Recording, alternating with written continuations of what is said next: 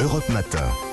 Dimitri Pavlenko. L'innovation sur Europe 1. Bonjour Anissa Mbida. Bonjour Dimitri, bonjour à tous. Les énergies renouvelables corrigent un peu plus chaque jour leurs défauts. La semaine dernière, vous nous parliez des nouvelles techniques de nettoyage des panneaux solaires. Aujourd'hui, c'est une solution au problème du recyclage des éoliennes. Oui, parce qu'il n'y a pas que l'aspect visuel ou le bruit qu'on reproche aux éoliennes.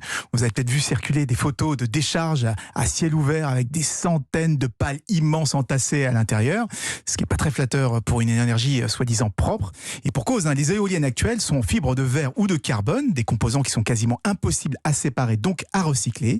Eh bien, un consortium mené par l'IRT Jules Verne à Nantes vient de fabriquer une pale d'éolienne de 62 mètres, 100% recyclable. Et son secret, c'est qu'elle utilise une nouvelle résine qui, une fois plongée dans de l'acide, va rapidement séparer les composants de la fibre de verre. Du coup, on pourra facilement les récupérer pour en faire de nouvelles éoliennes et rendre leur conception un petit peu plus circulaire. Elles finissent toutes en décharge aujourd'hui, les éoliennes ? Alors non, en France, c'est interdit. On a l'obligation de recycler 90% de la masse de l'éolienne. Mais en fait, ça, c'est assez facile puisque c'est la base et le mât qui font l'essentiel du poids. La base est en béton, le mât est en métal. C'est quand même des matériaux qui sont assez simples à réutiliser. Non, le vrai problème, c'est pour les pales, comme je le disais. Aujourd'hui, la loi oblige à un recyclage à seulement 35%.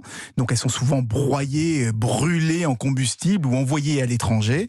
D'où l'intérêt de ces nouvelles pales 100% recyclables. Alors, j'imagine que ces pales recyclables coûtent aussi plus cher. Et oui, mais de toute façon, les industriels n'auront pas le choix. D'abord, la législation va se durcir. À partir de 2024, c'est 55% des pales qui devront être recyclées. Donc, ça va compliquer la donne. Et puis, on le rappelle, les éoliennes ont une durée de vie de 20 à 30 ans. Les premières ont été installées en France dans les années 90, donc elles arrivent en fin de vie. À l'échelle européenne, on parle de plus de 10 000 tonnes à démanteler rien que cette année. Ah oui. Et personne n'a envie de les voir finir brûlées ou dans des décharges.